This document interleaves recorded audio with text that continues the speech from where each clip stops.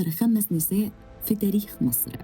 تفتكروا إن الحكم والقوة في التاريخ كان دايماً في إيد الرجالة بس؟ الحقيقة إن تاريخ مصر مليان ستات قدروا يمسكوا السلطة ويغيروا مجرى التاريخ بالكامل. في الحلقة دي هنتكلم عن أخطر 5 نساء في تاريخ مصر، ستات حكموا، خططوا، وقادوا دول كاملة. يلا نبدأ. كيلوباترا، الملكة اللي اتحدت روما. أول اسم كيلوباترا السبعة. كيلوباترا كانت آخر ملكات مصر من الأسرة البطلمية، وحكمت مصر من سنة 51 قبل الميلاد. لكن قوتها ما كانتش في جمالها بس زي ما الأفلام بتقول. كيلوباترا كانت ذكية جداً سياسياً، وكانت بتتكلم أكتر من لغة. عرفت إزاي تدخل في تحالفات قوية مع قادة روما زي يوليوس قيصر وبعده مارك أنطوني. الهدف كان واضح، تحافظ على استقلال مصر قدام الإمبراطورية الرومانية. لكن في النهاية وبعد هزيمة مارك أنطوني قدام أكتافيوس انتهت قصة كيلوباترا نهاية مأساوية، ويقال إنها أنهت حياتها بلدغة أفعى، ومع موتها انتهى حكم الفراعنة والبطالمة في مصر.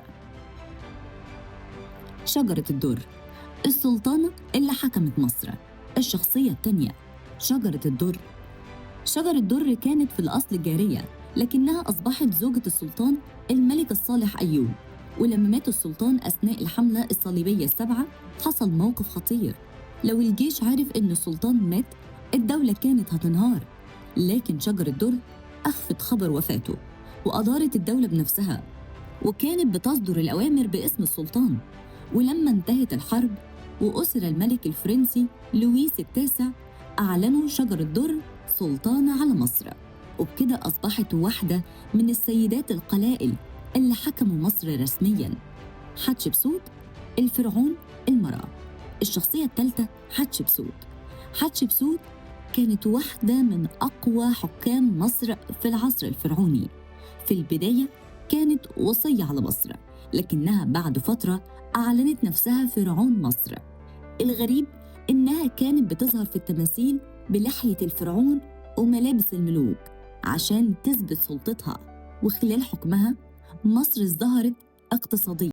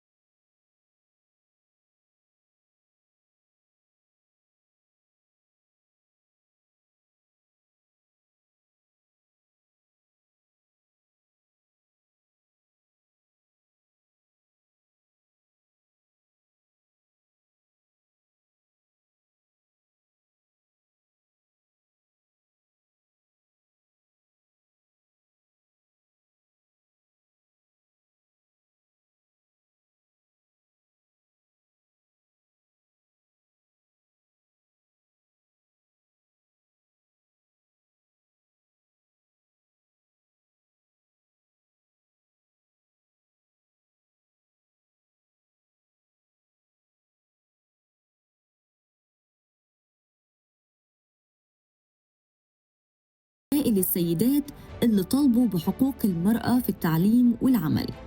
كمان أسست الاتحاد النساء المصري وفتحت الباب لدور أكبر للمرأة في المجتمع.